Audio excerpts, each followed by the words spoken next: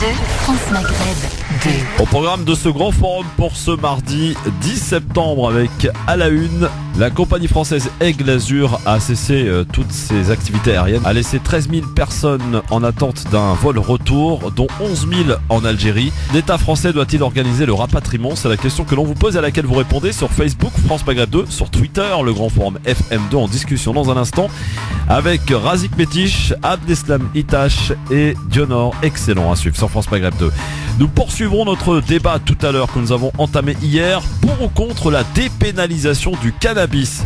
À ne pas louper, aux alentours de 17h30, vos appels au 01 40 33 9000, sans oublier le zapping, les infos zappées et le quiz en fin d'émission. C'est parti donc pour le LGF qui vous emmène tranquillement jusqu'à 18h.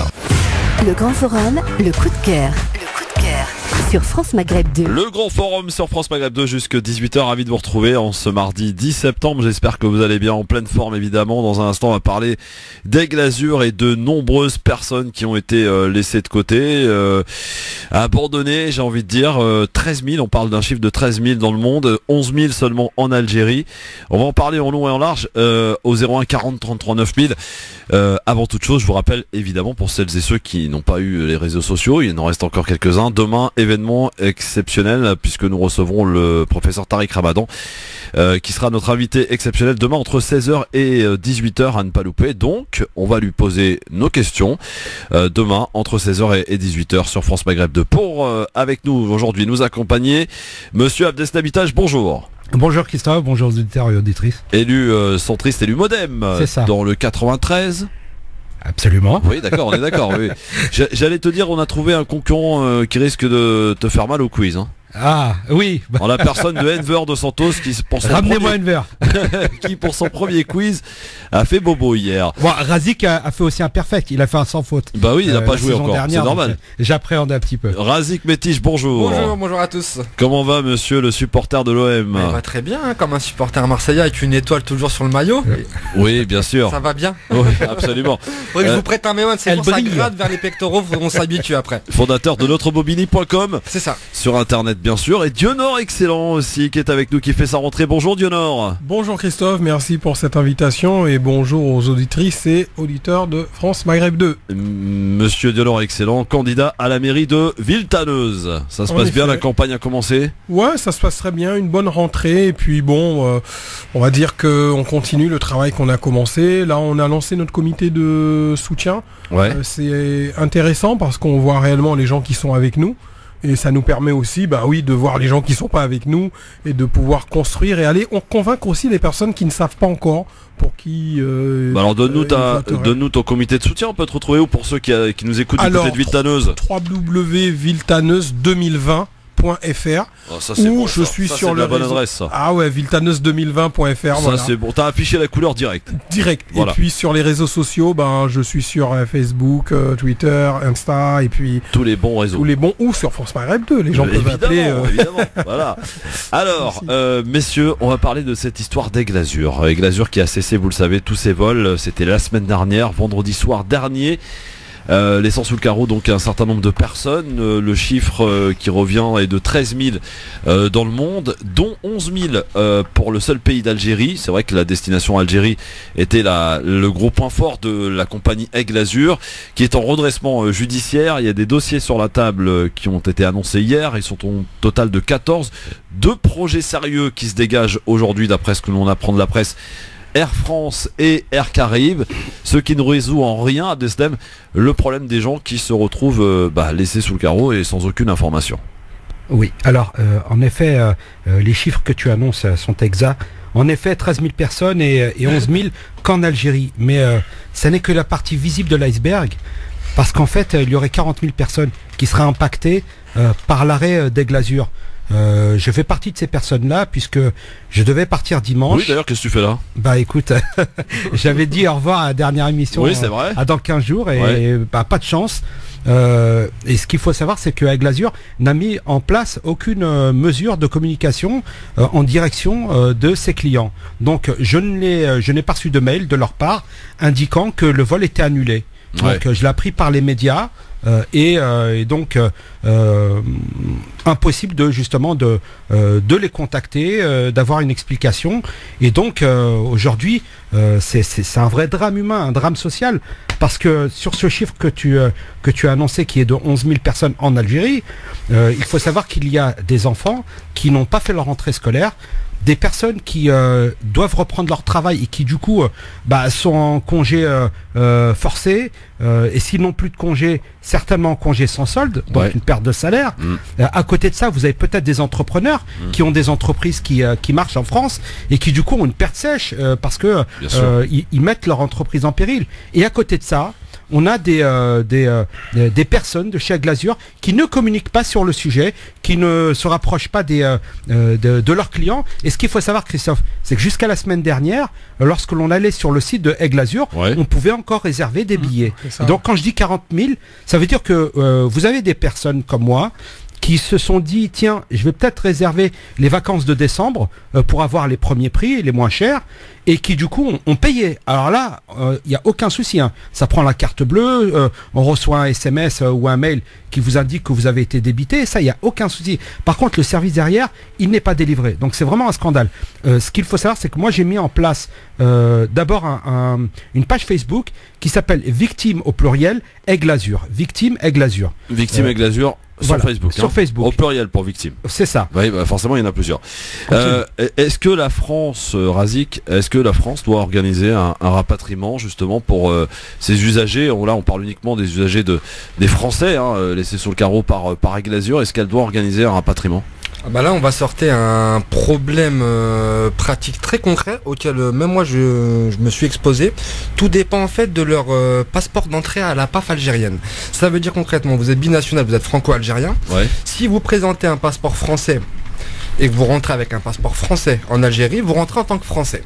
Si vous présentez un passeport algérien et vous rentrez à la PAF avec un passeport algérien, vous rentrez en tant qu'Algérien. Ça veut dire que si vous arrive n'importe quelle avarie en Algérie, par exemple, si vous perdez votre document officiel, c'est-à-dire vous perdez votre passeport en Algérie, moi c'est ce qui m'est arrivé concrètement, vous perdez votre passeport même en étant franco-algérien, si vous êtes rentré avec un passeport algérien, vous êtes recensé comme algérien et les autorités françaises ne vous comptabilisent pas et ne peuvent rien faire en l'occurrence pour vous revenir en aide. D'où l'intérêt de faire tamponner les deux passeports. Absolument, absolument. Et avant il y avait des dispositions qui permettaient jusqu'à une certaine époque en fait, il y avait, c'était écrit nulle part, c'était une convenance, une facilité qui était offerte aux binationaux.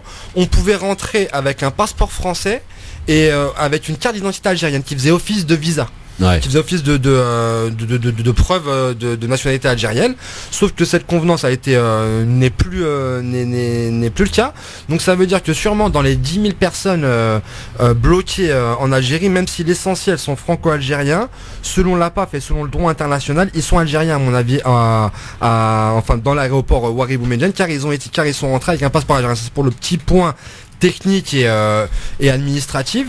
Sur le point financier, il y a quelques éléments moi qui m'ont troublé dans le dossier, enfin pas troublé. Il faut savoir que Aigle-Azur a arrêté d'affréter ses vols à partir du 7 septembre. Des gens ont encore pu acheter en ligne ou même dans des agences des billets le 6 septembre au soir. Ça veut dire que concrètement des personnes ont payé 600-700 € le billet pour acheter des vols. Aigle-Azur savait pertinemment qu'ils ne seraient plus en mesure d'assurer leur vol. Donc Aigle-Azur a profité de la crédulité, de la non-information des gens pour leur soutirer le maximum de liquidité pour faire face à leurs créanciers. C'est la première chose.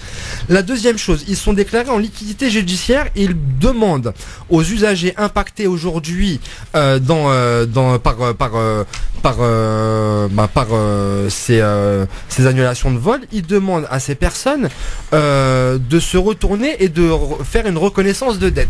Or, ce qu'il faut savoir, lorsqu'on a une liquidation judiciaire, les usagers passent en dernier dans le remboursement. Ça veut dire que on va tous les créanciers, les fournisseurs, exactement, les ceux qui sont payés d'abord, tout le monde va payer l'aéroport, les différents prestataires, les clients passe en dernier, il passe tellement en dernier que de mémoire, et c'est les juristes qui le disent, il n'y a pas de trace d'usager indemnisé après une faillite. Ça n'existe pas. Ça veut dire, une fois que les différents créanciers récupèrent leur argent, il n'y a plus rien. Ouais. Donc ça veut dire que les gens vont s'asseoir concrètement. C'est quoi, c'est l'escroquerie en bande organisée, ça? Faudra voir, la justice va démêler le vrai du faux. En tout cas, quoi qu'il arrive, il y a des personnes qui ont donné beaucoup d'argent, et c'est mon troisième point. On parle du billet le plus cher au monde en rapport kilométrique sur cette période de l'année. Ouais. Pour faire 1500 km, 1500 km, on n'est pas à moins de 700 €. Je voyage partout dans le monde, vous faites 10 000 km par exemple pour faire un Paris-Bangkok, vous faites 11 000 km pour 500 €. Oui. Donc on a... Moi j'ai fait un Paris-New York, aller-retour pour 380 €. Non mais c'est ça, on a un oligopole, on faut l'appeler comme il doit d'être appelé. On a un oligopole, ça veut dire on a différentes et très peu de compagnies qui gèrent un tronçon, qui est un des tronçons les plus empruntés au monde, qui est le tronçon France-Algérie, qui est réparti sur très peu de compagnies et qui se sont gavés durant des décennies. C'est la réalité. Enfin, lorsqu'on voit nos amis, lorsqu'on compare avec un franco-tunisien, un franco-marocain, le prix du billet, même si c'est excessif, on a envie de rigoler. Enfin, le vol, même pour rentrer dans les conditions de l'affrètement. Enfin, et je rentre même pas dans le détail des conditions de vol. Pour 700 €, vous êtes traité pire que du bétail, et j'en passe, et des meilleurs. Vous avez des retards à tirer à l'arigot. Vous avez des sociétés aujourd'hui qui font faillite. Vous n'êtes même pas indemnisé, même pas pris en charge. Aujourd'hui, là, à Ouaribou-Médienne, la société Aigle Azur a plié bagage. Ça veut dire que même pour vous donner l'information, même un texto, on en est là, même envoyer un mail, ça veut dire les gens arrivaient. Pour certains, ils arrivaient sûrement de Kabylie, d'autres régions d'Algérie, donc ça veut dire qu'ils devaient s'organiser, partir la veille, réserver une nuit d'hôtel, ou déranger la famille, ou prendre des taxis, se réveiller à l'aube pour traverser l'Algérie, pour arriver à l'aéroport, et pour constater qu'il n'y a plus de société Aigle Azur, il n'y a même plus de guichet, il n'y a même pas une information. Il n'y a plus rien. Donc oui, on a le droit de faire faillite dans la vie, hein, mais pas comme ça, un minimum de respect envers les usagers, et ça montre bien à quel point l'usager franco-algérien, enfin l'usager qui emprunte le tronçon France-Algérie n'est pas respecté. Il devrait y avoir, c'est très bien ce que Abdeslam Itachna est en train de faire pression, de faire de faire connaître, de faire la publicité de ces faillites, parce que c'est pas normal comment les usagers sont traités. Alors il y a ce témoignage d'une femme Dionor qui elle a été bloquée au Brésil par Aigle Azur. Le billet retour, dit-elle, c'est 900 €. Elle les a pas, elle a pas d'argent sur son compte, et elle dit qu'elle va être obligée de trouver un travail sur place pour essayer de rentrer en France. C'est quand même incroyable quand même, Dionor. Bah, c'est incroyable, et surtout ce qui est encore plus grave, c'est la différence de tarifs qu'il peut y avoir. Je sais qu'il y a des compagnies comme Transaléa, sans faire de publicité. Moi, j'ai fait Oujda Paris, c'était 250 €. Et quand j'entends les prix que me dit Razik, ça fait vraiment, tu sais, en sachant que c'est une destination qui est quand même assez prisée, voilà. C'est en haute saison. Et là, on est dans une forme de catastrophe aussi sociale. Pourquoi? Parce que cette dame en question a 900 €, vous imaginez bien, c'est-à-dire qu'elle ne pourra pas revenir si il n'y a pas quelqu'un en France qui fait le nécessaire, qui lui envoie l'argent. Même c'est la mise en danger de la vie d'autrui. Exactement. Et à un moment donné, c'est une question, moi je pense, c'est une question qui doit être prise en compte par les pouvoirs publics. Rapatriement ou voir d'autres formes d'accompagnement pour aider les personnes à revenir. Alors, bien entendu, la priorité sera donnée aux personnes qui sont ressortissants français, parce que bon, ça va être sans être dans la priorité nationale, parce qu'on est conscient qu'ils vont jouer sur ça. Après, oui, moi je pense que l'État français peut prendre une forme de responsabilité là-dessus, parce que ce sont nos concitoyens qui ont été expatriés presque, ou même c'est en forme de prise d'otage finalement. Ouais, absolument. Parce que on prend un billet aller-retour, sauf qu'on nous fait partir et on a déjà prévu de ne pas nous faire revenir. Donc on peut parler même de forme les personnes ont été limite kidnappées, ont été prises en otage à leur insu, et je pense qu'il faut les pouvoirs publics doivent aussi intervenir là-dessus. Ça c'est le sujet sur les questions de rapatriement. Après il y a aussi le sujet sur le repreneur potentiel, mais là aussi il faut se poser des questions. Il y en a deux sérieux. Voilà, deux sérieux. Air Caraïbes, Air France. Les personnes qui reprendront cette compagnie devront garantir justement que dans ce genre de situation, que les usagers soient en tout cas informés, et qu'il n'y ait pas de vente de billets, qu'on sait qu'il y a un risque de recouvrement et de fermeture. Alors je vais juste donner un exemple, Abdeslam, tu vas me contredire ou pas si j'ai juste, mais d'après ce que m'a dit un avocat, c'est que si vous avez par exemple un retour, vous vous êtes en Algérie, vous êtes parti, vous revenez au mois d'octobre. Vous avez un billet estampillé Aigle Azur, quel que soit le repreneur, votre billet est nul et non avenu. Il vous faut absolument racheter un billet. Exactement. Parce que et de toute façon, si on y ajoute que effectivement repreneur il y a, c'est pas garanti que les vols reprennent dans l'immédiat. Ça peut prendre beaucoup de temps. Et pire que ça, en fait, les repreneurs reprendraient que les actifs de la société et pas les passifs. Donc ils ne reprennent pas les dettes derrière. Et les dettes, la question se pose sur d'ailleurs reprendre les salariés ou pas d'ailleurs de l'entreprise. Oui. Voilà, donc il y a deux projets sur la table. Mais alors ce qui est très gênant, et la question je vous la repose évidemment à l'écoute de France Maghreb 2 dans le Grand Forum, est-ce que la France doit organiser un rapatriement? Parce que ce chiffre est absolument colossal, 13 000 personnes dans le monde, dont 11 000 en Algérie. Ce sont pour beaucoup évidemment, pour la plupart des franco-algériens qui sont bloqués donc en Algérie. La réponse est sec, et sèche, sans appel, 95% sur Twitter disent oui, 84% sur Facebook. Pour voter France Maghreb 2, le Grand Forum FM2 sur Twitter. Mais ce qui est le plus gênant dans cette affaire, effectivement, comme le disait Sribia Razik, on a le droit de faire faillite. Ça arrive à toutes les entreprises, à beaucoup d'entreprises. Mais ce qui est vraiment très gênant dans cette affaire, c'est qu'on n'a pas vu le coup venir. Les usagers n'ont pas vu le coup venir et se sont laissés piéger jusque la veille de l'arrêt des vols. On pouvait encore réserver des billets Aigle Azur. C'est là que pose problème finalement. S'il y avait eu des messages de prévention en disant attention, on est sous le risque de machin, les gens auraient pu prendre leurs précautions. Là, ils se sont retrouvés piégés. Après, la question, est-ce que la France a les moyens? Moi, j'ai envie de dire oui. Pourquoi? Parce que on regarde la flotte, que ce serait que présidentielle ou la flotte officielle. On peut affréter quelques avions. On est capable d'un homme politique est capable d'aller en Falcon, passer un week-end, ou rentrer un week-end chez lui dans la Sarthe. Et puis même, ça peut être des avions puis long courrier qui peuvent prendre suffisamment de personnes. La France est largement capable de ça. Bien sûr. Un petit élément de comparaison, la France l'a déjà fait. Moi je pense au rapatriement qu'elle avait fait après le tsunami au Japon. Elle avait affrété des avions pour rapatrier tous les ressortissants français qui étaient présents au Japon. Et plus proche de nous à Saint-Martin, absolument, la France a la capacité, c'est quand même une puissance du G7, la deuxième puissance diplomatique au monde. Enfin voilà, la France a les moyens de rapatrier une dizaine de milliers de ressortissants, c'est pas un problème technique pour elle. Et le deuxième élément de comparaison, c'est l'Algérie. L'Algérie a affrété récemment pour la finale des dizaines de milliers de supporters en Égypte. Donc là c'est pour un événement festif. Pour le foot, on l'Algérie est capable de le faire. Donc je pense que la France, pour un événement comme celui-ci, rapatrier des personnes qui sont chacun peut prendre sa part, et pour rapatrier des personnes qui doivent reprendre leur travail, sont en attente de la rentrée. Enfin voilà, ça serait tout à l'honneur de l'État français de le faire. Vous vous rendez compte un petit peu de la détresse sociale? Vous avez des gens qui mettent de l'argent de côté tous les mois pendant un an.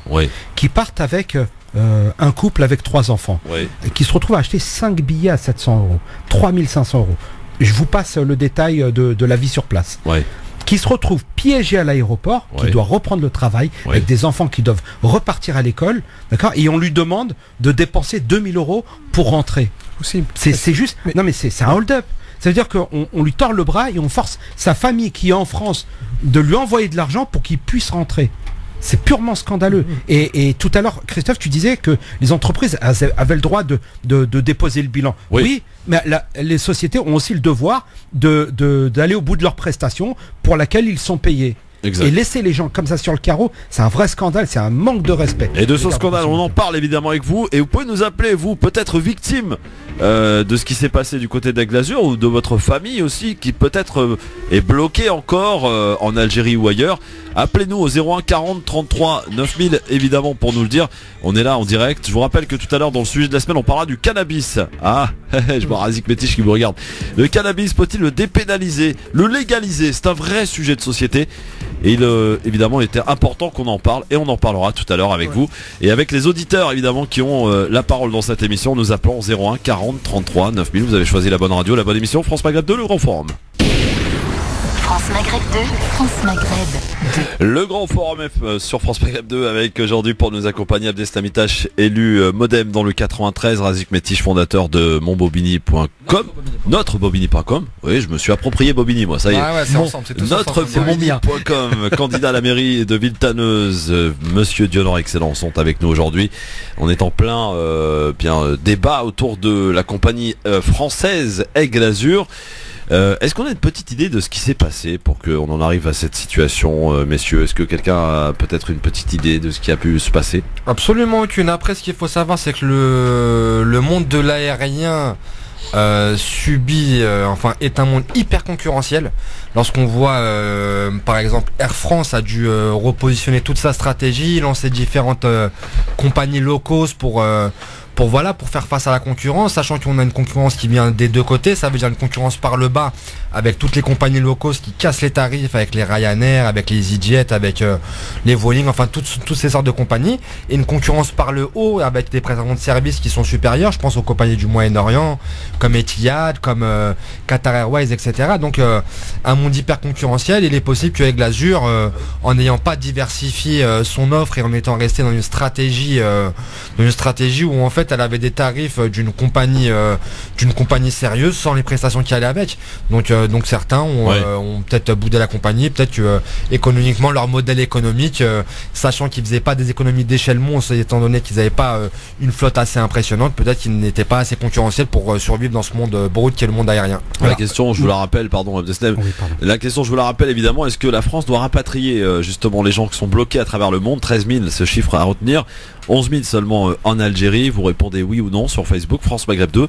Sur Twitter, le grand forum FM2, en nous appelant aussi pour nous apporter des témoignages aussi au 01 40 33 9000 Abdeslam. Oui, justement, je voulais rebondir sur ce qu'avait dit Razik, à juste titre, et il a raison.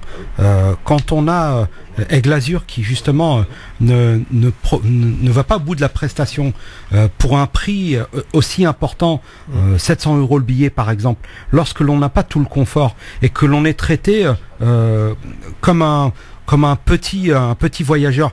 Et je vais prendre l'exemple des compagnies low cost comme Fly ou autre. Lorsque l'on prend ces vols-là, on sait très bien qu'il n'y a pas de plateau repas. On le sait, mais on paye 70 €. Donc la prestation que l'on attend, c'est une prestation à minima de 70 €. Mais quand on voyage pour 700 €, on paye 10 fois plus. C'est-à-dire que on paye la première classe pour voyager vraiment de la pire des manières, avec du retard, avec un manque d'aimabilité et j'en passe. Donc on paye le prix de la grande classe et on voyage, voilà. Ouais, là-dessus, bon, sur le sujet, il y a deux aspects. Bon, moi, je pense que oui, on est face à un monde concurrentiel, mais je trouve ça quand même surprenant que cette compagnie n'avait pas vu venir ce dépôt de bilan, cette faillite, et qu'a quand même continué à vendre des billets, à duper les personnes. Et le sujet aussi, je trouve que la question du rapatriement est malheureusement pas suffisamment traitée. Il n'y a pas une réelle pression médiatique comme les médias soi-disant bien pensants savent le faire quand ils veulent mettre la pression sur un sujet. Non, et là, vrai, finalement, on nous parle beaucoup des repreneurs, mais ça fait pas la une de l'actu. Il y a quand même 13 000 personnes, des ressortissants français pour bon nombre. L'Algérie, c'est pas non plus à 10 000 km de la France. Ils auraient pu peut-être proposer des solutions alternatives, pas simplement l'avion, ou réfléchir à peut-être prioriser certaines personnes, des raisons, mais montrer que ça concerne la nation, parce que c'est quand même, il y a beaucoup de ressortissants français, et je trouve que le sujet n'est pas médiatisé du tout. Les journalistes n'ont pas posé la question, la question aux différentes femmes et hommes politiques qui sont sur leur plateau. Voilà, c'est un non-sujet, voilà. Alors que c'est un vrai sujet. Un vrai sujet, avec toutes les conséquences que cela a derrière, qu'a rappelé Abdeslam tout à l'heure, avec des enfants qui ont loupé la rentrée, avec des gens qui se retrouvent à prendre des congés sans solde, donc pas payés forcément, et des gens qui effectivement se retrouvent bloqués. C'est une véritable catastrophe, donc c'est pour ça qu'il faut agir. On rappelle la page Facebook que tu as lancée à Abdeslam, c'est Victime Aigle Azur au pluriel pour Victime. Victime au pluriel, voilà. Aigle Azur. Et vous pouvez aller peut-être aller témoigner, rapporter votre histoire, hein, voir ce qui s'est passé pour vous. Quoi qu'il en soit, donc des reprises, enfin des dossiers de reprise, il y en a eu 14 au tout. Il paraît même que d'ailleurs Air Algérie a déposé un dossier de reprise, hein, et que deux dossiers, enfin deux entreprises se dégagent comme étant des dossiers plus sérieux. Air France et Air Caraïbes. Quel est l'intérêt, Razik, d'Air France de reprendre Aigle Azur alors que Air France dessert l'Algérie, quoi? C'est une ligne hyper rentable. On va se dire concrètement. Enfin voilà, d'avoir des avions encore en plus affrétés sous le nom de bannière, et sachant que peut-être elle pourra moduler et peut-être faire d'Aigle Azur une compagnie un peu plus low cost. justement en baissant les tarifs et laisser Air France avec une qualité de service supérieure. Donc oui, l'intérêt il est multiple et sachant que c'est un des, comme on l'a dit, c'est un des billets les plus chers en rapport kilométrique au monde en juillet-août. Ouais. Donc oui, l'intérêt il est multiple pour Air France, je pense. On va accueillir Jamel qui est avec nous, 01 40 33 9000, qui souhaite s'exprimer sur le sujet Aigle Azur, qui est donc en redressement judiciaire et qui a cessé tous ses vols depuis la semaine dernière. De nombreuses personnes, des milliers de personnes se retrouvent bloquées à travers le monde. Jamel, bonsoir. Allô ? Oui, Jamel, bonsoir. Bonsoir, je dis aussi bonsoir à tous les auditeurs. Puis j'espère que il y en a, ils ont passé de bonnes vacances. Moi, j'ai pas encore passé les miennes. Ah bah ça ne saurait tarder. Christophe, que j'ai pas encore acheté mon billet d'avion. Ah bah t'as de la chance, hein. Abdeslam ici présent a acheté son billet, s'est fait avoir lui. J'ai acheté 2 billets pour mon fils et moi. Voilà. Voilà, bon, moi, je vais attendre quelle compagnie va manger l'autre là, parce qu'apparemment, je pense que c'est une grosse arnaque qu'ils nous font. Des billets à 700 €, j'ai entendu dire qu'il y en a, les avaient payés 900 € sans compter leurs enfants. Hein. Et à la fin, on leur dit qu'il n'y a plus d'avions et tout. Là, je pense que c'est une escroquerie bien organisée à l'avance. Mais moi, je propose aux Algériens qui sont tombés comme des moutons sans arrêt et puis qui passent leur temps à se plaindre au mieux d'agir. Eh ben, c'est pas compliqué. La prochaine compagnie qui va acquérir les droits pour voler en Algérie, si c'est la Air France qui rachète et qui gagne, parce qu'il y a une arnaque là, je dois dire. Hein.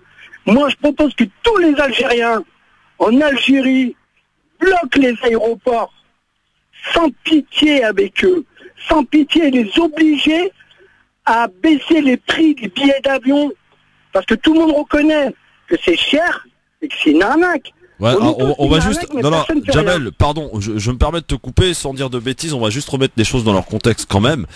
Air France, Aigle Azur et Air Algérie, je pense d'ailleurs à la manœuvre Air Algérie, se sont toujours entendus pour faire et pratiquer les mêmes tarifs. C'est un oligopole. Voilà, il ne faut pas qu'on accuse une compagnie en particulier parce que visiblement, d'après ce que l'on en sait, c'est quand même Air Algérie qui a imposé à ce qu'une grille tarifaire soit fixée. Hein. C'est l'autorité de régulation des transports qui ont exigé de ces compagnies de s'aligner sur le prix d'Air Algérie. C'est ça. Air Algérie continue à être rentable. Voilà, je suis d'accord avec vous.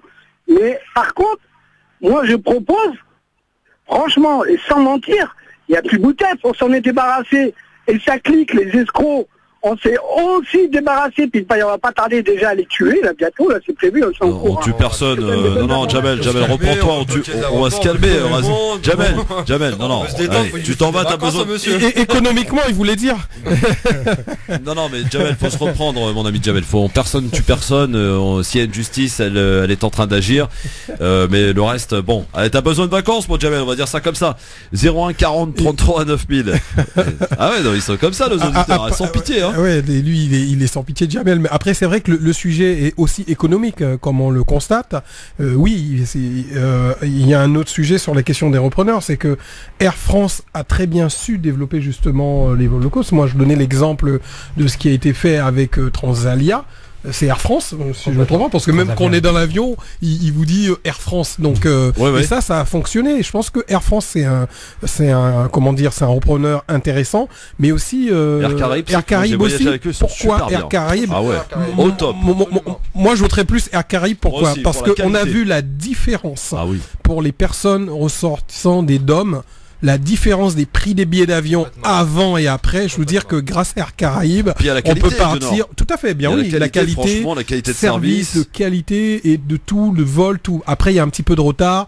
Parce que je pense que ils doivent s'arranger avec peut-être les grandes compagnies pour être en mode gamme sérieux en termes d'horaire. Mais pour l'usager, on va dire le citoyen classe moyenne, voire et à bas revenus, il faut ce type de compagnie qui propose des billets moins chers parce qu'ils rentrent dans leur business et avec la même qualité de service. Parce que ce n'est pas du bétail qui sont censés, ce sont des êtres humains et des fois des personnes qui ont la chance de voyager ne serait-ce qu'une fois. Il y a des personnes qui n'ont jamais pris l'avion. Il faut savoir qu'il y a une inégalité réelle sur les modes de voyage. Il y a des personnes qui n'ont pas les moyens de prendre l'avion. Donc voilà, ça pourrait favoriser la croissance. Et on a tout intérêt à avoir 3 opérateurs qui font la traversée France-Algérie pour justement agir sur les prix et permettre aux uns et aux autres de pouvoir voyager moins cher. Tout à fait. C'est une certitude. Et on a vu la différence dans les DOM notamment. Alors c'est vrai que si c'est Air Caraïbes, on pourrait avoir des billets Cayenne, Guadeloupe, Martinique moins cher parce que c'est aussi Air France qui gère et mais pour l'Algérie ça va pas changer l'Algérie ça changera pas parce que tant que vous avez justement cette espèce de monopole effectivement d'Air Algérie qui impose, qui fixe les tarifs et c'est un peu la condition si tu veux effectivement obtenir des vols venir en Algérie, tu dois t'aligner et sur la grille tarifaire et c'est le problème qui est posé. Je veux dire n'importe quelle compagnie qui va venir en tout cas c'était comme ça jusqu'à maintenant, peut-être que ça va changer demain puisque tout est en train de changer en Algérie, donc ayons de l'espoir, mais jusqu'à présent c'était comme ça Razik si je me trompe pas. Non, complètement. Algérie est chouchoutée et même dans le jeu strictement économique c'est une entreprise qui est qui est dopé par l'État algérien. Ça veut dire qu'il est subventionné, qui est maintenu à flot et qui pratique des tarifs excessifs et qui embauche plus qu'il ne faut et paye plus qu'il ne faut certains salariés. C'était un petit peu à l'image du pays tel qu'il était régi à l'époque du système Bouteflika. Espérons que là aussi il y aura des répercussions quelque part des changements politiques qui s'opèrent. Une des comparaisons et l'espoir moi que j'ai envie d'avoir c'est Turkish Airlines pour ceux qui s'intéressent un peu au monde aérien. Turkish Airlines. Permets-moi de te couper 2 secondes si tu le permets Razik, on est en ligne avec Zora qui nous appelle d'Oran en Algérie. Bonjour Zora. Oui. Bonjour. Je dois rentrer normalement le 27, je sais pas comment faire. Et j'ai remarqué aussi, je vais voir peut-être par mes propres moyens, d'autres moyens. Et j'ai remarqué là devant moi, parce que j'habite boulevard de la Soumam, celui qui connaît Oran, il y a des jeunes, il y a des voitures, il y a un embouteillage terrible. Depuis que je suis rentrée, pour qu'ils essayent de rentrer par bateau, et ils n'arrivent pas. Ah oui, d'accord. Donc tous les jours, je sais pas prendre les photos, sinon je vous aurais envoyé une vidéo, mais je sais pas, comme je suis personnagée, je sais pas la prendre, quoi. Zora, vous deviez rentrer le 27 septembre, c'est ça? Le 27 septembre, oui, c'est ça, voilà. Et vous aviez un billet Aigle Azur? Aigle Azur, oui. Donc, et comment vous allez faire, là? Parce que votre billet, je sais pas, il est pas valable, il est plus valable. Je suis contente pour la première fois que je vous entends à Oran, parce que mon fils m'a fait le truc sur mon portable. Et je vais essayer de voir, je vous écoute pour avoir des nouvelles et des trucs comme ça, parce que sinon je vais rentrer par bateau peut-être, je suis une personne âgée, mais on n'a pas le choix. Voilà. Zora, bon courage Zora en tout cas. Et manifestez-vous. Je suis très fière de vous écouter à Oran. Et inscrivez-vous sur la page. Zora, inscrivez-vous sur la page Victime Aigle Azur. Je sais pas, puisse se rassembler. Demandez de votre entourage. Oui, on va monter une action collective. Azur. Merci Zora et bon courage en tout cas. Merci beaucoup madame. Voilà, mais c'est intéressant. D'une dame tout à fait, cet exemple là-bas. Tout à fait. Une personne âgée. Une personne âgée, donc c'est pour ça que je disais, au moins montrer que la priorité personnes âgées, personnes malades, les enfants en bas âge, et dire que voilà, l'État français agit. Et ça, s'il n'y a pas un moyen de pression avec comme ce que tu es en train de faire et d'autres personnes se manifester, oui, une mobilisation collective pour réclamer qu'il y a un rapatriement, oui c'est le terme, pour des ressortissants français et des personnes qui nécessitent de revenir chez eux. Même de l'État en fait. La comparaison avec Turkish Airlines, Razik. Ouais, la comparaison c'est que Turkish Airlines pendant des années ça a été presque la risée des compagnies aériennes mondiales. Ça veut dire l'État turc était obligé à chaque fois de remettre au pot parce que la compagnie était mal gérée. Il y avait le fait du prince, là aussi on employait les amis des amis du pouvoir, etc., etc. Lorsque justement la Turquie a connu son développement économique, Turkish Airlines est devenu à terme et à force de réorientation économique, est devenue l'une des meilleures compagnies aériennes au monde. Aujourd'hui, c'est une compagnie qui dessert toutes les destinations. L'aéroport d'Istanbul a été fait et refait. C'est devenu un hub international. C'est devenu un aéroport de correspondance, l'un des plus importants au monde.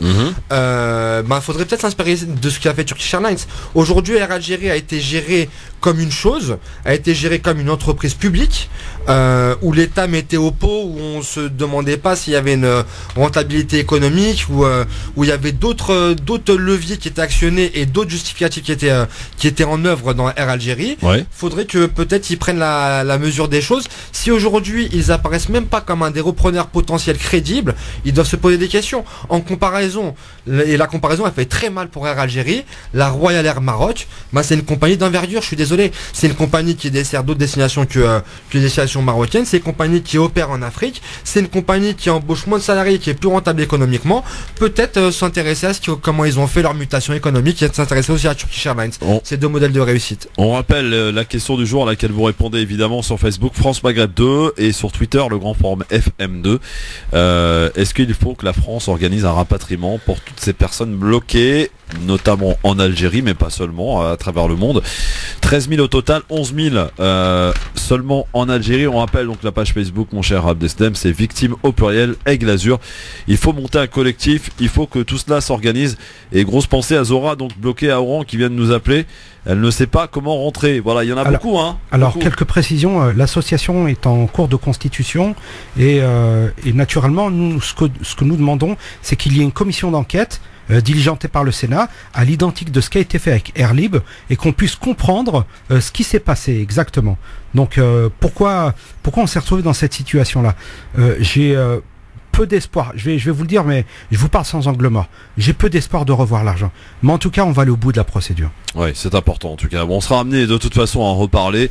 Quoi qu'il en soit, et ce qu'il faut savoir aujourd'hui, c'est que toutes celles et tous ceux qui sont effectivement bloqués, qui devaient revenir à des dates précises au-delà de vendredi soir dernier, leur billet est de toute façon caduc, nul et non avenu, et qu'ils doivent donc racheter un billet via une autre compagnie, que ce soit Air France ou Air Algérie du coup, parce qu'il y a que ces deux-là pour l'instant, pour rentrer en France, si tel est le cas, et par bateau aussi, comme l'a dit cette dame.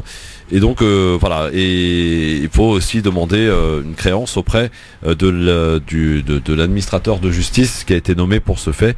Voilà, ça se passe à Paris pour demander une créance, mais on rappelle qu'il y a très peu de chances que ça aboutisse, puisque les derniers, j'allais dire, à être payés après avoir payé les fournisseurs et tout ce qui s'ensuit, ce sont les clients. Donc ce sont les derniers. Ça serait les une première mondiale. Quoi. Ça serait une première mondiale s'ils arrivaient à être. C'est pour ça qu'il faut se mobiliser. Il faut se mobiliser, c'est important, et il fallait qu'on en parle en tous les cas sur France Maghreb 2 dans cette émission, le Grand Forum, place au zapping. Si on prend 100 millions d'Africains d'un remplacement de population. Bon, voilà. Parce que les mots bamboula, d'accord, ça veut maintenant, moi, très franchement, je vois un barbu en djellaba. La réimmigration, c'est le départ des immigrés. Réellement le déradicaliser, est-ce que c'est possible? Une bonne dose de cheval. Si la connerie se mesurait, il servirait de maître étalon. Alors au programme, dans ce zapping, il y aura du Bigard et du Muriel Robin. Il paraît que rien ne va plus, ça y est, le divorce est consommé. Mais avant de toute chose, combien faut-il pour vivre convenablement en France? C'est la question qui a été posée aux Français. La réponse dans la matinale de Bourdin, écoutez. Combien faut-il pour bien vivre? Voilà qui vous fait réagir, écoutez bien. Charles Pour vivre Magnin. correctement, Pour en tout vivre cas, correctement. 1760 € par mois. C'est ce que répondent les Français, c'est le minimum pour vivre correctement. Par personne. 1760 € pour une personne seule.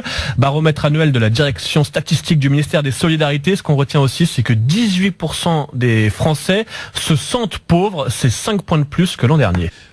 Ça, c'est une vraie question. Abdestamita, je suis sûr qu'au Modem, on est à beaucoup plus que 1700. Oh là là. Oui, on est à partie de riche. Voilà, c'est ça. Non, mais 1700, c'est pas beaucoup. Je doute que l'on puisse vivre convenablement avec 1700 quand on paye toutes les charges que l'on a à payer, les charges locatives, le fait de s'habiller, le fait de se déplacer, les assurances que l'on paye, les abonnements. Non. L'assurance, 1760 €, ça te paraît peu? Ah ouais, alors, d'abord, je touche un petit peu plus et je m'estime pas riche. Bon, Razik, 1760, ça te paraît convenable pour vivre? Je trouve que les Français sont excellents mathématiciens dans la mesure où c'est exactement quasiment le salaire médian des Français.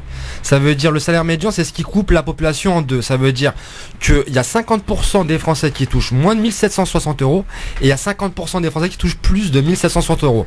C'est vraiment qu'ils ont touché là quelque part un chiffre qui est assez fin. Malheureusement, dans la réalité, ce qu'il faut se rendre compte, c'est que beaucoup de personnes en sont très loin. Le SMIC, lorsqu'on parle du SMIC, on est très loin des 1700 euros. Oui. Le mouvement des Gilets jaunes a bien démontré qu'il y avait un problème de pouvoir d'achat dans ce pays. Ouais. Et encore plus qui est accentué lorsqu'on parle d'Île-de-France. En Île-de-France, vous avez des loyers qui ponctionnent, si vous touchez 1700 euros, qui vont vous ponctionner quasiment plus de la moitié de vos salaires.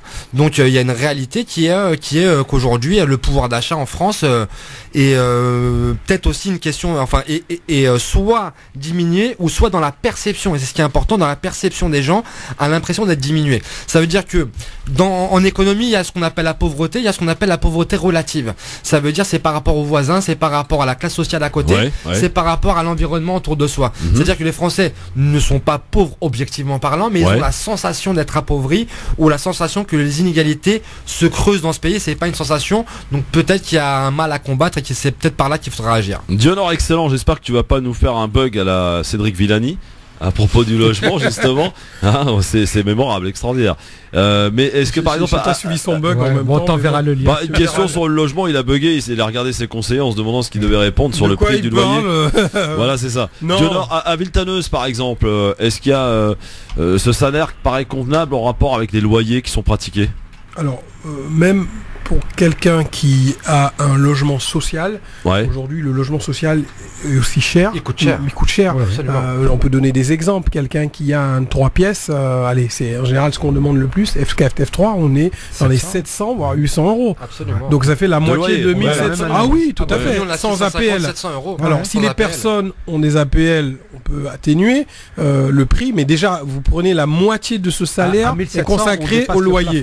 Voilà. Donc déjà une fois qu'on a enlevé le loyer, il faut compter les charges compressibles. Non, 1700 euros, je sais pas, pour une personne seule, peut-être qui habite encore chez ses parents ou qui ne payerait pas de loyer ou qui vivrait d'autosubsistance ou ne sais pas de quoi d'autre, qui vivrait sur un nuage, certes, mais pour quelqu'un qui doit faire face à ses charges et aussi aux imprévus de la vie, on peut être malade, il faut aussi se nourrir quand même. On ne vit pas juste d'amour et d'eau fraîche et de cristalline sans faire de pub. Non, la réalité c'est que voilà, on pourrait vivre mieux et même la notion de pouvoir d'achat. Moi, on n'a pas besoin d'un pouvoir d'achat, on a besoin de pouvoir vivre décemment. Et aujourd'hui, oui, le salaire est important et moi je mettrais plutôt, je dirais, bien sûr, quelqu'un qui vit seul, qui habite dans un quartier où le loyer est convenable, allez, 2000 euros serait convenable, mais après 1700, ça me semble ric-rac. En tout cas, les Français ont répondu 1760 euros, ce qui leur paraîtrait convenable. Tiens, un peu de people, les amis. Hein, ça fait pas de mal aussi, ça intéresse tout le monde, hein, j'en suis sûr. Vous connaissez Jean-Marie Bigard? Il s'est fâché avec Muriel Robin. Voici ce qu'il dit de Muriel Robin, attaque cinglante de Bigard. C'est la figure de proue du machisme en France. Un petit peu, mais tellement gentil. Tellement gentil et tellement assumé que les vraies femmes n'en prennent pas ombrage. Il n'y a que les qui veulent avoir des comme nous et être aussi que les hommes qui gueulent après moi. Beaucoup de gens comme Muriel Robin. Oh, voilà. Vous avez évidemment compris. C'est vilain l'attaque, hein. C'est vilain l'attaque de Bigard à propos de Robin, non? Moi, j'ai jamais été fan de lui, je sais pourquoi. Hein. Ouais. Enfin, excusez-moi, je veux le dire comme je pense, il y a une espèce de beauf attitude machiste à 2 francs 6 sous, de la vulgarité. C'est pas de l'humour pour moi, concrètement. Ça m'a jamais fait rire. Réponse de l'intéressé, Muriel Robin. Qu'est-ce qu'elle en dit de tout ça? D'abord, je veux pas de ce qu'il dit, j'en ai pas envie. Je suis peut-être une grosse s'il dit, il a le droit de le penser, ma foi, on peut pas plaire à tout le monde. Mais qu'un homme dit à la télé, mais je veux dire la même chose, Jean-Marie, tu as une fille, et j'espère vraiment pour toi qu'un jour, il y aura pas, avec ce que tu as dit, cette jolie blague, un garçon qui sera dit, tiens, ça je vais le faire, et que ça tombera pas sur ta fille. C'est vraiment tout ce que je te souhaite, parce que tu seras très malheureux. La grande classe quand même pour la réponse de Muriel Robin. Hein, en plus, l'attaquer, elle, qui est vraiment dans beaucoup de combats, où elle a plus de coups à prendre qu'autre chose. Je comprends pas la sortie de Jean-Marie Bigard. C'était notre côté people. Dans un instant, pour finir ce zapping, un professeur de maths qui a eu la bonne idée d'utiliser un art, à savoir le rap, qui est d'ailleurs la musique la plus écoutée en France en ce moment. Vous savez peut-être pas. Oui. Et pour y dénoncer le harcèlement subi à l'école. et pour inciter les enfants à l'école à dire stop et non au harcèlement. Vous allez voir qu'il a utilisé cela à bon escient. Les infos zappées et on va parler du cannabis. Oui, le cannabis, faut-il le dépénaliser? Faut-il le légaliser? On en parle, c'est le sujet de la semaine sur France Maghreb 2 dans le grand forum avec l'équipe du LGF. En vous rappelant demain, rendez-vous exceptionnel, événement sur France Maghreb 2, le professeur Tariq Ramadan pour sa deuxième interview de sa sortie médiatique depuis ses affaires. Demain sur France Maghreb 2 dans le grand forum entre 16h et 18h. Maghreb 2, France Maghreb 2. Autour de cette table sur France Maghreb 2, dans le grand forum aujourd'hui, Abdeslam Itache, élu modem dans le 93, Razik Metiche, fondateur de NotreBobigny.com, Dionor excellent, futur candidat, pas futur, il est candidat à la candidature municipale du côté de Villetaneuse. Il a lancé d'ailleurs son comité de soutien et on va le rappeler, www.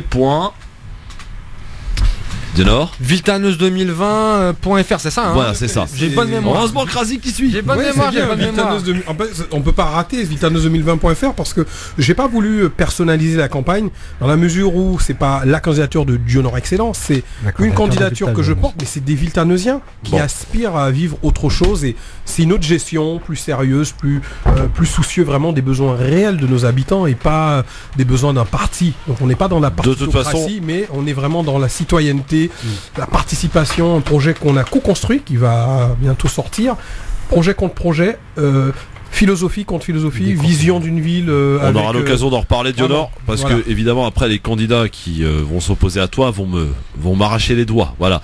Mais c'est pas grave, en tout cas, voilà, ils auront l'occasion. Je suis prêt même à débattre. Alors nous, on proposait un débat aussi à l'ensemble des candidats. Moi, j'avais déjà proposé en 2014. On le fera maintenant par voie écrite pour dire qu'on l'a fait, parce qu'on a un projet qui tient la route, un vrai projet. Voilà. Il n'est pas à exclure que les candidats. Non, mais il n'est pas à exclure que les candidats, parce qu'il y en a quand même quelques dans l'équipe du LGF qui brigue une mairie, il n'est pas exclu qu'on puisse aller sur le terrain et puis organiser des débats sur place. Ça peut être intéressant aussi. Bienvenue. Hein. Voilà, bah écoute, c'est gentil. J'en parle pas tout de suite, mais on en parlera plus tard. Avec plaisir, mon cher Abdeslam. Hein Monsieur le Président. Bon, alors, on enchaîne, on termine avec ce zapping. Une initiative d'un professeur de maths qui a enregistré un morceau de rap contre le harcèlement scolaire. Et pour inciter les jeunes à parler, à dire stop, c'est une bonne initiative qui nous vient de France. Écoutez. Côté cours, c'est Monsieur Moualid pour les élèves. Ça veut donc dire que cette fraction est toujours équivalente à celle-ci. Côté scène, c'est Eliès, un rappeur venu du quartier de Persaigne à Alençon. Une journée qui recommence, la tête dans les nuages. Eliès associe ses élèves de collège au tournage d'un clip sur le harcèlement scolaire. Je suis déjà passionné par la musique, par le rap, et je me suis dit pourquoi pas lier les deux, faire intervenir les élèves. Les élèves ont écrit le scénario du clip et interprété les personnages. On montre que le harcèlement est pas bien et qu'à la fin on peut essayer de réconcilier et devenir amis et ça se passe très bien. C'est sensibiliser les jeunes, d'abord en étant témoin et de le dire, mais aussi, on le voit bien dans le clip, la personne qui est victime doit aussi en parler. Et la parole se libère déjà. Le prof de maths rappeur a reçu le témoignage d'un élève qui a dit stop au harcèlement. Que pensez-vous de cette initiative, messieurs? Excellente initiative, réellement. Je l'encourage. Il s'appelle Eliès, sur. Excellent, réellement. Je pense que c'est un problème dont on commence à prendre la mesure, qui est le harcèlement scolaire ou toutes les violences qu'il y a lieu à l'école. Là on parle du collège, mais même en primaire, c'est ça qui est redoutable maintenant, c'est que la violence est presque en filigrane dans certains endroits, que des personnes décloisonnent un petit peu l'institution scolaire, arrivent à passer un message via d'autres modus operandi que juste une prévention faite faite de façon traditionnelle, classique, sortir un peu des sentiers battus. Ouais, je salue vraiment l'initiative. Tu valides? Et je valide à 2000% et que ça soit reproduit dans d'autres endroits en France, car il y en a besoin un peu partout et pas qu'au collège. Je pense aux primaires, je pense même parfois en maternelle, faire de la prévention, ça peut être utile. On voit que parfois ça apporte des séquelles des années après, beaucoup plus tard. Ouais. Ça peut faire des burn-out, ça peut faire des décrochages scolaires. Enfin voilà, on est sur une vraie thématique, des suicides réels. Enfin voilà, et surtout dans notre époque 2.0 où le mal peut aussi se faire sur la toile. C'est très bien qu'il y ait des gens qui La période de l'adolescence est critique. Complètement. Donc bravo à ce prof de maths et bravo à cette initiative. Et d'ailleurs, il est peut-être utile de rappeler aux parents de vraiment surveiller un changement de comportement de la part de sa fille ou de son garçon, qui peuvent intervenir comme ça assez brutalement, et ça peut comme ça engendrer des signes justement. Dionor, tu pourrais inciter les profs de ta ville à faire la même chose? Oui, pour moi c'est une forme de pédagogie différenciée. C'est ça. Pour avoir été enseignant aussi, et on constate que bien souvent il faut utiliser d'autres canaux pour parler aux jeunes. Pourquoi? Parce pour les captiver. Mais le rap déjà ça parle, comme on disait, c'est pas d'aujourd'hui que c'est la musique la plus écoutée depuis longtemps, même si dans les médias bien pensantes traditionnels qui ont le vent pop, on en parle peu, et je trouve ça très bien. D'ailleurs, il y a un enseignant aussi, j'ai un ami qui avait utilisé le rap pour favoriser l'apprentissage de l'anglais. Donc il a travaillé sur des textes en anglais, et les gamins, je veux dire, au niveau vocabulaire, au niveau tournure de phrases, ils avaient retenu beaucoup plus de choses que de leur faire apprendre de manière bête et classique, sans finalité. Et c'est vrai que les mathématiques ou l'approche de la musique ou l'anglais ou la langue, et là la question du harcèlement, c'est un vrai fléau. Comme je disais tout à l'heure, il y a eu des cas de suicide, des gamins qui se tuent parce qu'ils ont la peur au ventre, ils veulent pas aller à l'école, soit parce qu'ils sont rackettés, soit parce qu'ils font rabaisser.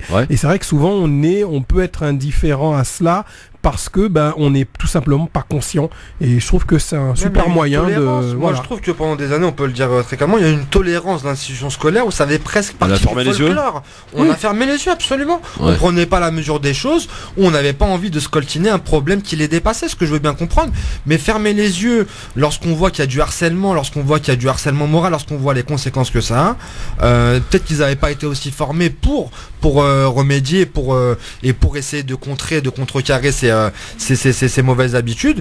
Mais aujourd'hui, on voit que certains ministères et que certaines personnes prennent le problème à bras le corps. Enfin, il était temps, et qu'il y ait d'autres pédagogies qui sont mises en place, c'est une bonne chose. Le papa que tu es, Abdeslamita, je vois ça de quel œil? D'un très bon œil. Il a trouvé le bon canal de communication pour faire passer des messages avec les jeunes, et c'est très bien que ça se fasse à travers le rap, parce que alors moi, il y a le rap conscient que j'aime, qui justement apporte un message positif. Exactement. Et c'est exactement plus c'est auquel je pensais. Et à côté de ça, le rap récréatif, lève les bras en l'air ou autre, qui m'amuse un petit peu, mais sans plus. Non, vraiment le rap conscient, il a vraiment trouvé le bon canal. T'es Booba ou Caris, Abdeslam? Ni l'un ni l'autre. Comme ça c'est réglé. L'octogone. Et il les prend tous les deux sur l'octogone, Abdeslam. Il est comme ça, lui. Quelques infos zappées, messieurs, avant de passer à notre sujet de la semaine. La présidente de la Commission européenne a présenté ce midi la composition de son équipe de commissaires lors d'une conférence qui s'est déroulée à Bruxelles, dans les locaux donc où siège l'institution. La française Sylvie Goulard, ancienne ministre éphémère des armées de mai à juin 2017, a été nommée au commissaire au marché intérieur chargé de l'industrie de la défense. Ce portefeuille englobe la politique industrielle, le marché unique numérique ainsi que l'industrie de la défense et de l'espace. Elle est soupçonnée, rappelons-le, d'être impliquée dans l'affaire des emplois fictifs des assistants des eurodéputés Modem. Abdeslamitash, sa nomination devra être quand même validée par le Parlement européen. C'est lui, Goulard. Écoute, tu salues? Bon vent à elle. Ouais, d'accord. Je comprends que tu sois gêné en même temps. Non, pas du tout. Non, pas du tout. Non, mais c'est pas moi qui l'ai nommé à ce poste-là, et les gens assument leurs responsabilités. Il y a quand même quelques réflexions à avoir. On peut se rendre compte que pour la même affaire, vous serez, vous avez été pour le coup dégagé du gouvernement. En France, et que pour la Commission européenne ça pose pas de problème. Donc déjà un problème d'éthique et de déontologie à poser, et le deuxième problème qui est en jeu, c'est un problème démocratique. On nous fait tout un tatamar en nous faisant semblant qu'on participait à la citoyenneté européenne en nous faisant voter pour des parlementaires, pour des députés. Or la réalité du pouvoir, c'est la Commission européenne qui l'a, et pour la Commission européenne, jusqu'à preuve du contraire, on ne vote pas. Les citoyens ne votent pas, c'est désigné. Donc il y a un mode de fonctionnement, un mode de désignation qui n'est pas à la hauteur des enjeux, qui n'est pas à la hauteur des sociétés civiles du 21e siècle. C'est le fait du prince, c'est vu comme le fait du prince. Ça veut dire qu'on va avoir les présidents qui vont se réunir, ils vont mettre des petits noms sur des feuilles, il y aura un compromis géopolitique qui va être donné, il y aura tant de Français, tant d'Allemands, tant d'Espagnols, tant d'Italiens, et puis personne n'avalise, et puis c'est comme ça et pas autrement.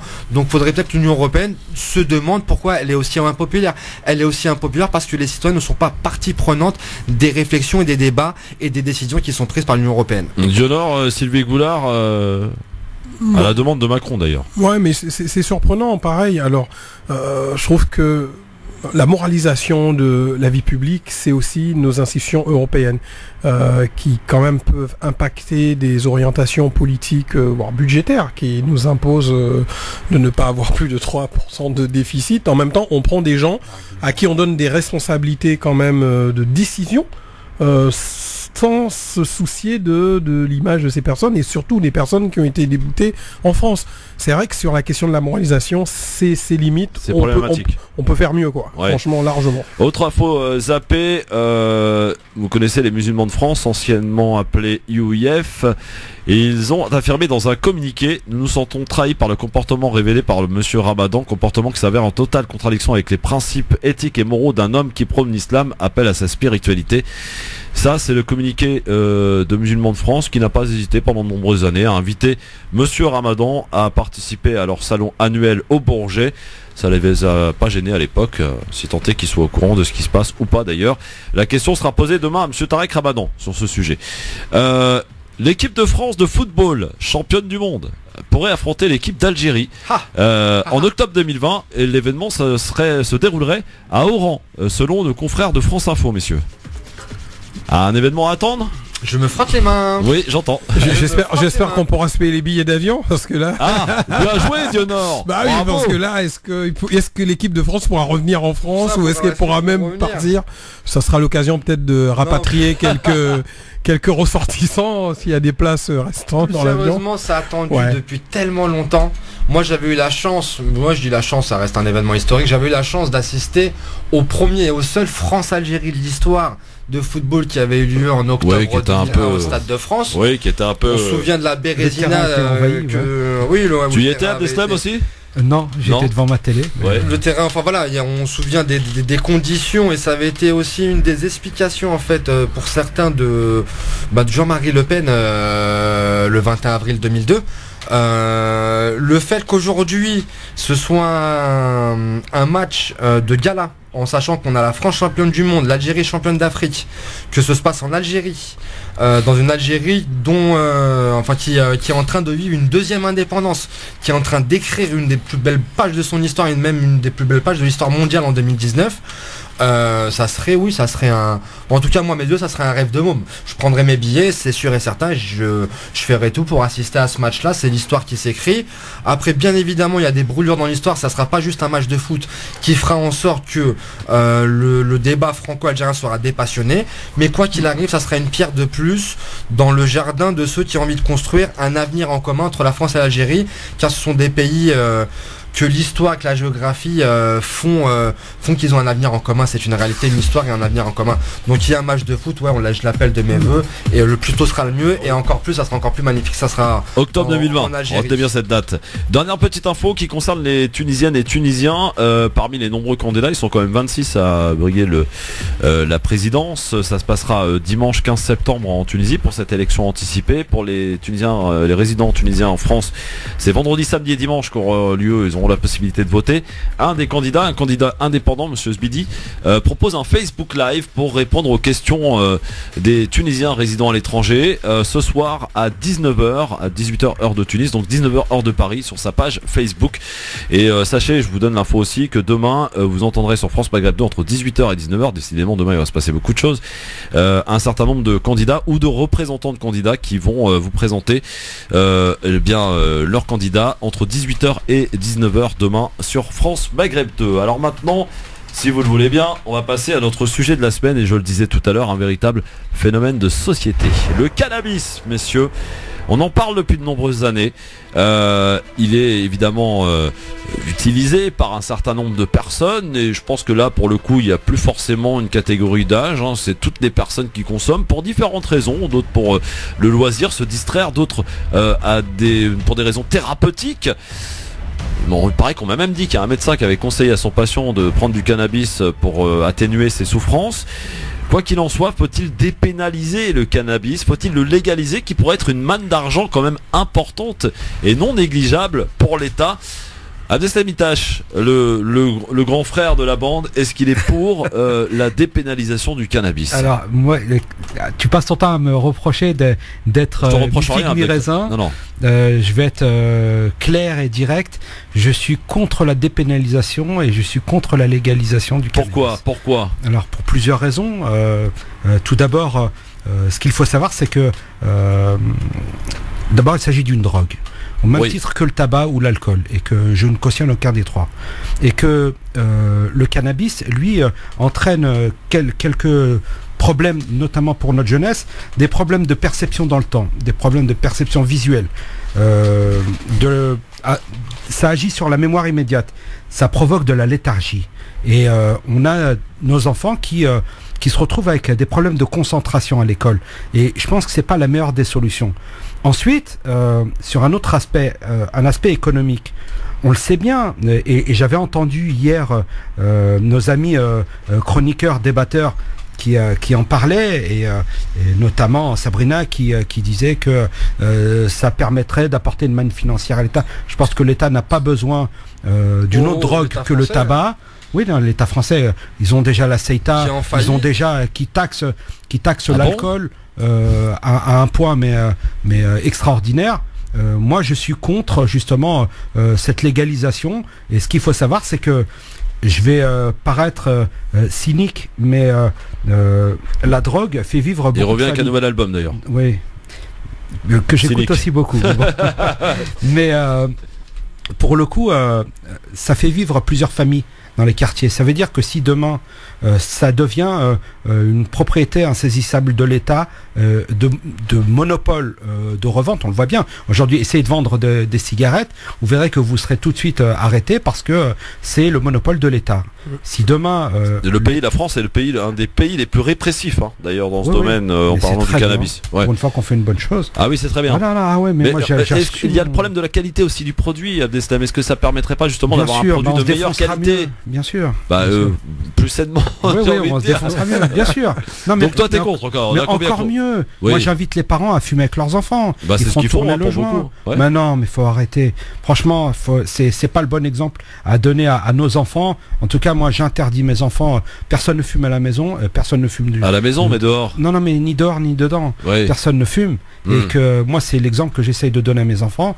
C'est d'éviter toute forme d'addiction, toute forme de drogue, et pour qu'ils puissent garder pleinement leur capacité intellectuelle et qu'ils puissent se consacrer à d'autres choses.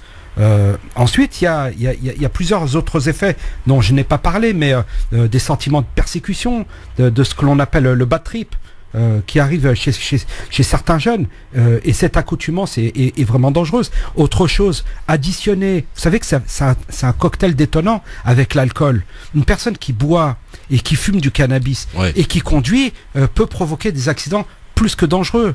Donc vous voyez, moi je suis absolument contre. Et si demain ça venait à être institutionnalisé, vous croyez franchement naïvement que les jeunes qui sont dans les quartiers, qui aujourd'hui sont dans le deal, vont subitement s'arrêter? J'entendais hier que les cages d'escalier étaient occupées par des jeunes qui faisaient du deal. Vous croyez un instant que ces jeunes subitement vont arrêter de dealer ou arrêter leur commerce parallèle pour rentrer dans le rang, trouver du travail, trouver un logement? Non, mais c'est une blague.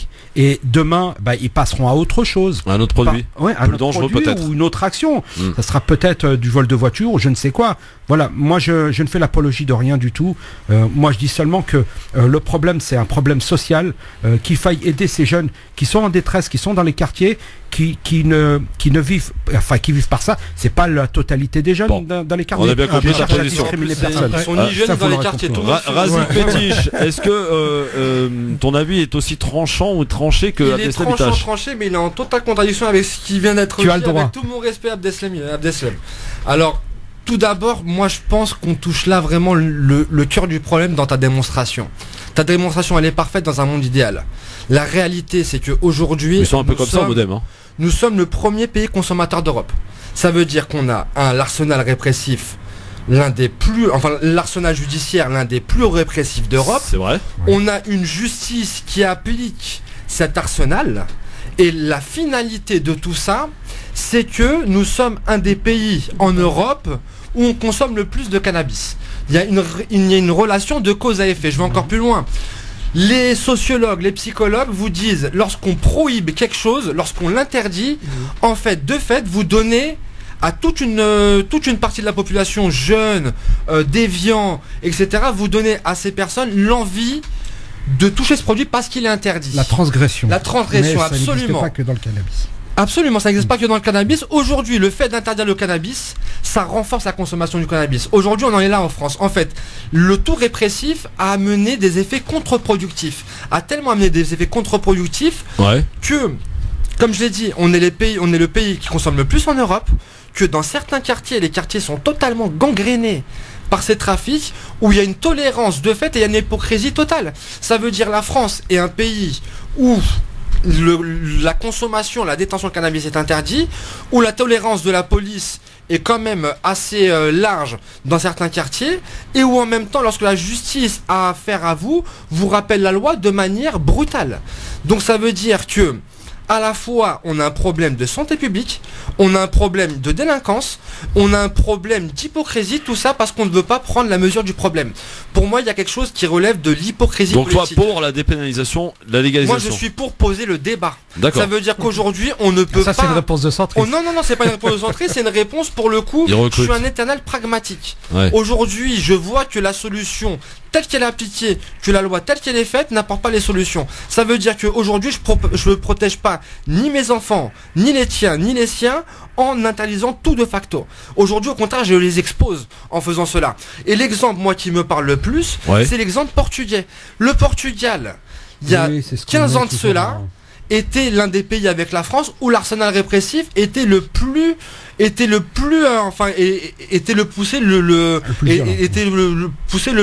loin. On avait une personne qui était à la tête du parti conservateur portugais, qui était le chantre de cette pénalisation. Aujourd'hui, il pense tout le contraire, car il a vu qu'en dépénalisant, en légalisant, il était surpris parce que les chiffres, comme dirait Camara Lénine, les chiffres sont têtus. La consommation au Portugal a baissé, la délinquance a baissé, la violence liée au trafic de drogue a baissé. Ça veut dire qu'on a une politique publique qui a amené des résultats. On ne traite plus les personnes consommateurs comme des délinquants, on les traite comme des personnes qui ont une addiction et on les soigne au lieu de les réprimer.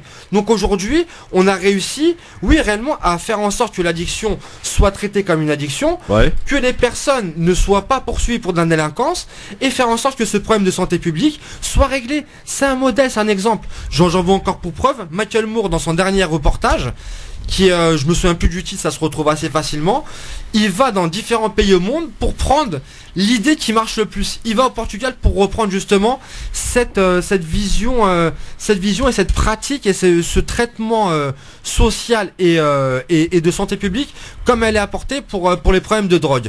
Aux États-Unis, c'est plus de 3 millions de personnes qui sont enfermées pour les problèmes de drogue. C'est plus de monde que pendant la traite négrière.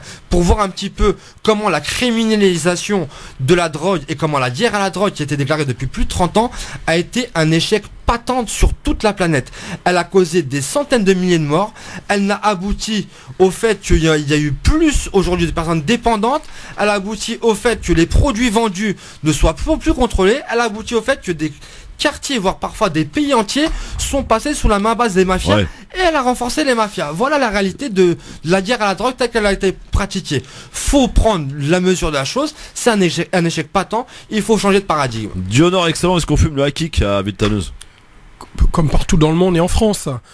Pour répondre à cette question, oui, parce que de toute façon, on a dit là, c'est un fait social, c'est un problème de santé publique, mais il faut reposer le débat de manière, ouverte. Pourquoi? Souvent, ce sujet vient, d'ailleurs c'est le débat actuel à Paris, je sais pas pourquoi ils l'ont pas fait, mais à chaque fois qu'il y a une élection, on dit on va légaliser, on va dépénaliser. C'est devenu un sujet qui est mis à l'agenda politique en période électorale, ce qui est dommage. D'ailleurs, le président, c'est une tarte à la crème pour ne pas parler d'autre chose.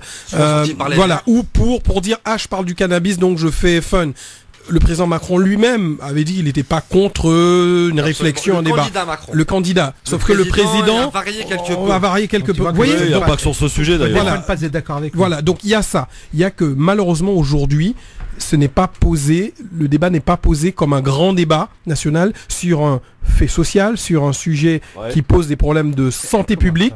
Malheureusement, non. Alors, premièrement, moi, je pense qu'il faut que ce débat soit posé réellement là-dessus. Pour rétablir certaines vérités. Aujourd'hui, ce ne sont pas que les jeunes, c'est toutes les catégories socio-professionnelles consomment, sont concernées par la consommation. Exact. Autre vérité qu'il faut rétablir, c'est que le gain que ça apporte, ce n'est pas que dans les quartiers populaires, l'économie parallèle souterraine. Les personnes qui s'enrichissent, mais vraiment sur le trafic, ce sont les gros bonnets, comme on dit, ce sont des fois peut-être des personnes à col blanc qu'on ne voit pas, qui sont pas en bas des immeubles, qui ne dealent pas ou qui ne braquent pas, ce sont des gens qu'on ne voit même pas, c'est monsieur tout le monde, qui tire profit aussi de cela. Donc ça nourrit tout en pan de la société, plusieurs catégories socio-professionnelles, donc pas que les gens des quartiers populaires. Autre chose aussi qui est importante, c'est il faut rappeler, oui, que les politiques répressives existantes, je dis bien existantes, parce qu'il faudrait peut-être essayer autre chose, n'ont pas fonctionné. Bien au contraire. Bien au contraire, on voit que les gens consomment plus, le trafic s'augmente plus. L'argument qui consiste à dire que ça pourrait être une manne financière en termes de recettes fiscales qui est évaluée à 2 milliards d'euros, ça ne suffit pas. On ne peut pas poser le problème. Oui. C'est pas rien 2 milliards d'euros. Non mais je ne dis pas que ce n'est rien. En revanche, je dis que tout simplement, on ne peut pas penser santé publique en disant que on va dépénaliser, on va légaliser parce que ça apportera l'argent à l'État. Oui ou non, Dionor? Alors moi, là-dessus, sur cette question, personnellement, par rapport à mes convictions personnelles, je suis contre. Pourquoi? Parce que toute forme de substance qui, rend dépendante, qui peuvent, ce que Abdeslam a dit, c'est réellement ça, c'est une forme de dépendance, c'est une substance qui est nocive pour le bien-être physique, psychique. Moi, je suis contre. En revanche, je suis pas dupe, on sait très bien que c'est un problème social, il faut le poser et voir. Les questions thérapeutiques, oui. Pourquoi? Parce que c'est un psychotrope. Aujourd'hui, on utilise des antidépresseurs. On utilise, bon, je vais pas citer des noms. Champion dans le domaine. Voilà, aujourd'hui, il y en a. C'est des substances qui pourraient être substituées justement au cannabis, qui est un produit naturel traité dans ce sens. Pour de l'usage ludique, certains disent ludique. Après, je suis aussi fervent de la liberté de faire ce qu'on veut de son corps ou de trucs, tant qu'on n'en fait pas un sujet qui serait généralisé à tout le monde. Je pense que le sujet doit être posé de manière sereine.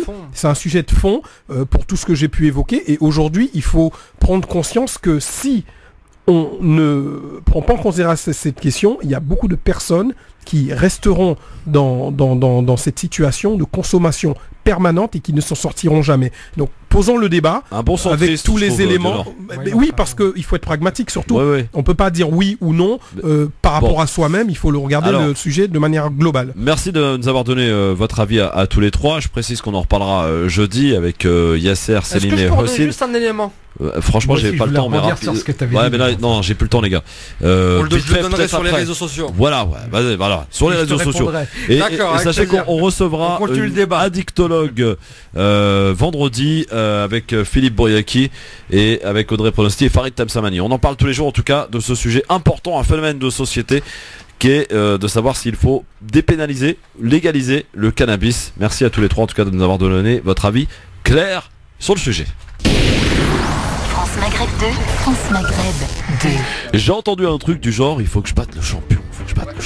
Razik Métiche de notre mobile.com, Abdeslam Itache, élu centriste dans le 93, Dionor Excellent, candidat à la mairie de Villetaneuse, vont s'affronter effectivement maintenant dans le quiz. D'ailleurs, ça donne quoi au niveau des résultats depuis la rentrée, mon cher Abdeslam? Qui est le patron? Je suis en tête. Il adore dire ça. On va voir si ça va continuer aujourd'hui, hein. Bah écoute, on verra. Bon, Razik, c'est ton premier quiz. Mon premier, je suis concentré. Dionor, c'est ton premier aussi. Mon premier aussi. Premier de la saison. Je vous rappelle les règles parce qu'elles ont un peu été modifiées. On m'a dit faut pas laisser les gens répondre comme ça. Faut pas laisser Abdeslam répondre. Il y a la VAR ou pas? Est-ce qu'il y a la VAR cette année? Ah oui, parce que lui, il donne plein de réponses. On pourrait installer la VAR, effectivement. Ça peut être une option. Je rappelle la règle. Elle est très simple. Il faut attendre la fin de ma question avant de répondre. Une fois que j'ai terminé, vous répondez le plus rapide, évidemment, à le point. On est d'accord? On va faire des guillas à son adversaire pour pas qu'il réponde ou pas? C'est des tirs au penalty. Des tirs au penalty. Voilà, d'accord. Première question. Et mes questions, évidemment, ont tout un rapport avec la date d'aujourd'hui. Nous sommes le 10 septembre, je vous le rappelle. 1915, 10 septembre. Premier numéro d'un journal satirique, lequel? Le Canard enchaîné. Le Canard enchaîné, bonne réponse. Voilà, rien à dire. Penalty en pleine lucarne. Pleine lucarne, contre-pied. Voilà, rien à dire. Décontracté.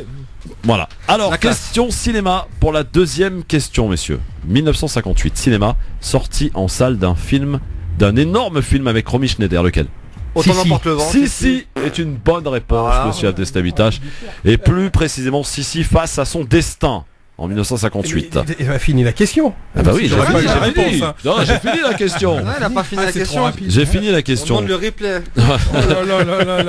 Troisième question. Attention, c'est parti. Troisième question. On est en 2002, c'est un peu plus près de chez nous maintenant. Adhésion d'un pays frontalier à l'ONU, lequel? La Suisse. La Suisse. Bonne réponse, monsieur Etache. On va arrêter. Là, il est en train de nous mettre. C'est bon, là, je vous laisse gagner. C'est à cause de toi, ainsi que tu as dit que tu allais le battre. Ouais, je lui mets trop de pression. Tu as remis la barre. J'ai réveillé la bête, La prochaine fois, je dirai rien, tiens. C'est connu en politique, faut tuer la concurrence. Ouais, c'est un bon supporter du PSG, Abdeslam. Alors, on y va. Je le dirais. Quatrième question. Je cherche à présent un couturier de mode, mais aussi photographe, illustrateur ou encore réalisateur et éditeur allemand né en 33. Karl Lagerfeld. Karl Lagerfeld est une bonne réponse, monsieur Abdeslamitache. Quatrième bonne réponse. Attention, peut-être le point. Le point pour l'un de vous deux, je ne sais pas. Cinquième. Non, moi j'ai arrêté. Et dernière question. Non. J'avoue que la Lagerfeld, je l'avais. Je cherche. Attendez, écoutez s'il vous plaît. J'aime pas les places d'honneur, j'ai toujours détesté ça. Je cherche une avocate, mais aussi écrivaine, femme politique française. Elle fut à plusieurs reprises ministre. Simone Veil. Non. Née en 46. Elle avait prêté de bonnes intentions à la Tunisie à l'époque. Alio Marie. C'est notre réponse. Victoire 5-0 de monsieur Abdeslamitache. Ça mérite bien ça.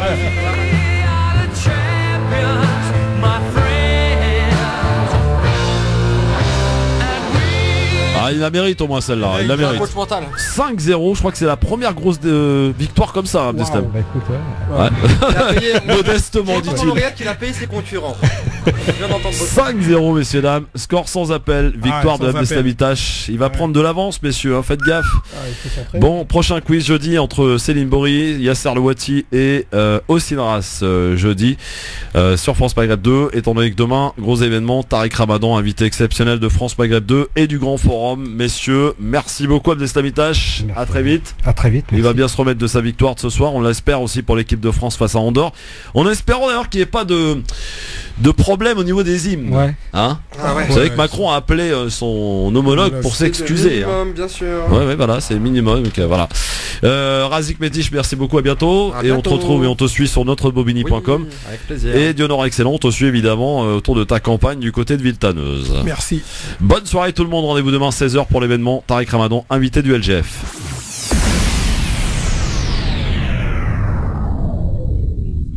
Merci d'écouter France Maghreb 2. Une excellente soirée à vous. Il est 18h. Le rappel de l'actualité de ce mardi soir. Bonsoir. Bonsoir. La grève aux urgences. L'Assemblée générale vote la poursuite du mouvement au lendemain de l'annonce du plan d'Agnès Buzyn. Les mesures présentées par le gouvernement ont été jugées insuffisantes. Le collectif continue à réclamer des ouvertures de lits et des recrutements à la hauteur des besoins. L'enquête sur la mort de Steve Maya Canisso à Nantes, son téléphone borné au moment de l'intervention policière. Information révélée par le Canard enchaîné. On pensait jusqu'à présent que son téléphone avait cessé de borner avant cette intervention. Sylvie Goulard, entendue aujourd'hui par les policiers de l'Office central de lutte contre la corruption dans l'enquête sur des soupçons d'emploi fictif au MoDem. Une audition qui survient le jour où était dévoilée la composition de la future Commission européenne. Sylvie Goulard a obtenu le portefeuille du marché intérieur. Faire une différence entre homophobie et racisme est erroné. Réaction de Roxana Maracineanu au propos de Noël Le Graët qui estimait ce matin que le racisme et l'homophobie en tribune, ce n'était pas la même chose. La ministre des Sports demande au président de la Fédération française de football de prendre sa part de responsabilité dans la lutte contre toutes les discriminations. Des lignes de métro et de bus ouvertes toute la nuit un samedi par mois à Paris. C'est ce qu'indique Valérie Pécresse, la présidente de la région Île-de-France. La première aura lieu le 14 septembre, c'est-à-dire samedi prochain. L'expérimentation va durer 6 mois avant peut-être d'étendre les dispositifs à tous les samedis de l'année. Enfin, la disparition d'un photographe légendaire, Robert Frank avait 94 ans. Son album Les Américains, sorti en 1958, l'avait rendu célèbre. Il a tiré de l'Amérique un triste poème, disait de lui Jack Kerouac. L'auteur de Sur la route avait ajouté « Vous avez des yeux ». Bonne fin de journée à tous. France Maghreb 2, service, info, musique, divertissement. France Maghreb 2. France Maghreb 2.